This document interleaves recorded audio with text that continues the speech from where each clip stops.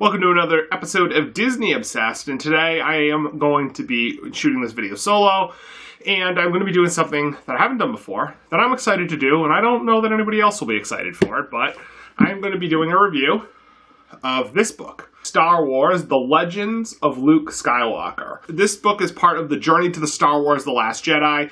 Generally, whenever Star Wars comes out with a new movie, they have a Journey to series. So last time they had Journey to the Force Awakens, which were a bunch of books that were released, usually by Del Rey Publishing, right before the movie comes out to kind of give you a little bit of a taste of what you're going to be seeing in the movie, to give you like some background on the characters and the scenes and the planets and things. This book is pretty new. I think it came out in December.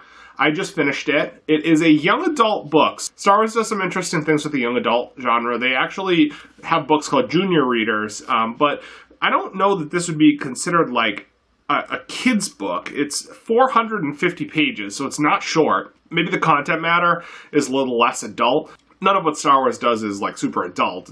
The book is a composition of several short stories. Basically, we are in a ship that is transporting cargo illegally to Canto Bight, the casino planet that we see in The Last Jedi, and the deckhands, who are all teenage children who are on the ship, telling stories about times when they've either encountered Luke Skywalker or learned about him. So the whole point of the book is to kind of build that part of The Last Jedi where they talk about how kids will hear about Luke Skywalker and the Jedi, and maybe they'll exaggerate some of the stories, and maybe they're not exactly what happened, but they're like a way for people to get really inspired and want to join the resistance and, you know, fight for what's right. As far as the recommendation of whether I like the book or not, I'm not really sure.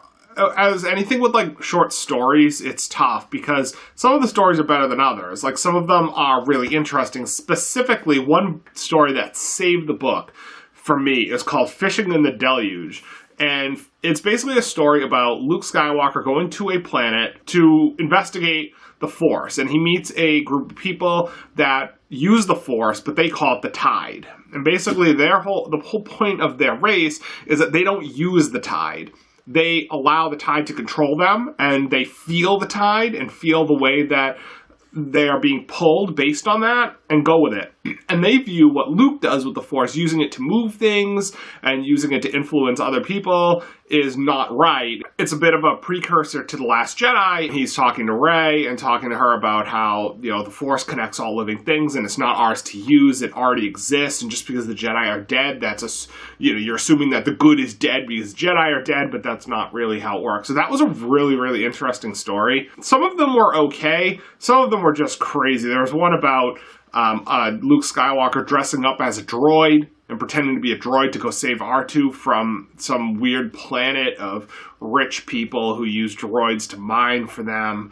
There's a story about a small bug that was sentient, that could talk, that lived on Salacious Crumb during the Return of the Jedi, and who ultimately went onto Luke's head. He bit Luke's head and made him move in different places. But the point of the book is that, like, these are secondhand stories told about Luke Skywalker down the line. It's kind of like I heard it from a friend who heard it from a friend who heard it from their sister who heard it from their bartender kind of thing.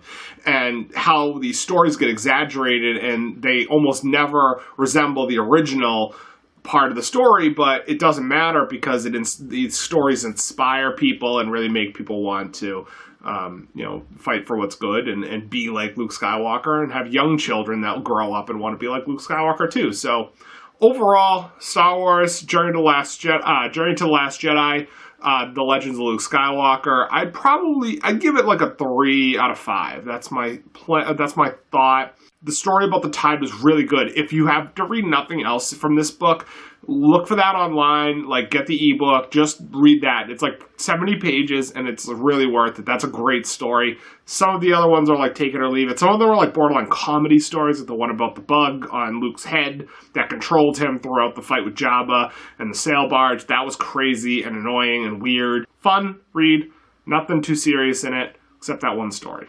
The story's good. That's going to be it for today's edition of Marc Talks About a Book He Just Read.